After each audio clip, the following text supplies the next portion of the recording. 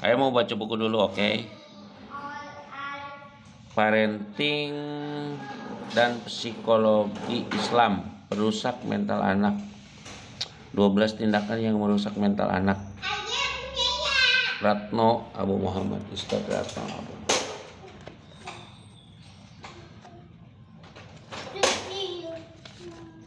Ratno Abu Muhammad LCMAG,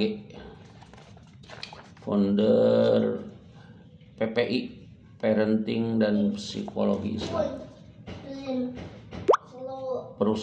Daftar isinya bab 1, perusak mental anak, antara mental dan kesalehan anak. Mental sangat penting, efek mental lemah. 2, kisah tentang Abu Dzar. Kisah kedua, kisah pemuda hafal Quran tapi lemah mental. Hati-hati ya, Dek. Kisah Nabi Muhammad Perusak mental anak. Di dalam buku ini akan kami paparkan sebuah pembahasan dari buku yang berjudul 12 Perusak Mental Anak. Kami akan memposisikan diri sebagai peringkas dan juga pensyarah penjelas bagi buku tersebut. Dengan kata lain, buku ini bukan buku terjemahan. Ada sebuah harapan besar agar buku ini menjadi buku ringkasan dan buku syarah penjelasan yang menggunakan bahasa ringkas, mudah, dan aplikatif.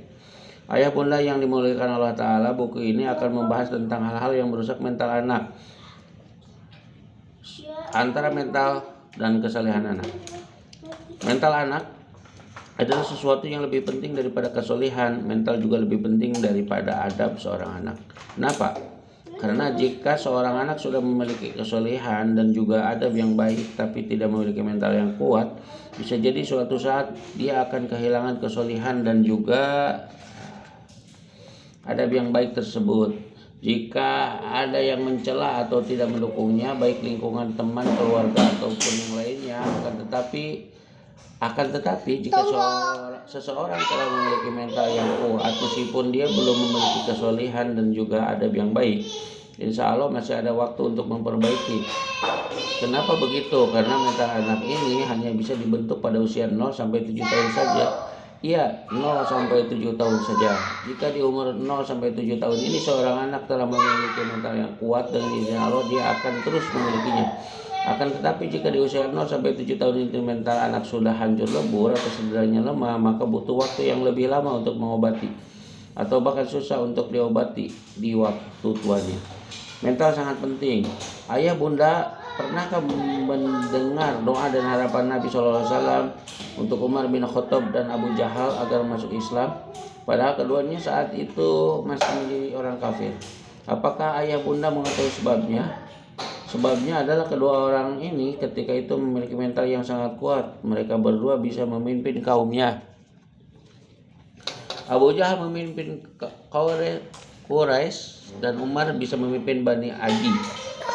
Mereka berdua mampu mempengaruhi orang. Mereka berdua bangga dengan keyakinan kufur yang dimiliki saat itu. Mereka berdua tidak cengeng. Mereka berdua sangat hebat, orang hebat. Sepertinya tidak ada orang yang mampu mengalahkan atau membuli mereka berdua saat itu. Akhirnya Nabi SAW berdoa, Allahumma ajal Islam bi ahabbi hadza ainir rajulaini ilaika bi Abi Jahal atau bi Umar ibn Khattab. Ya Allah, saya memohon agar Engkau memuliakan Islam ini dengan salah satu dari dua orang ini. Pilihlah yang Kau cintai, Abu Jahal atau Umar bin Khattab. Hadis Tirmidzi nomor 3681. Syekh Albani rahimahullah berkata sahih. Nabi SAW benar-benar tahu apa arti dari sebuah mental yang kuat.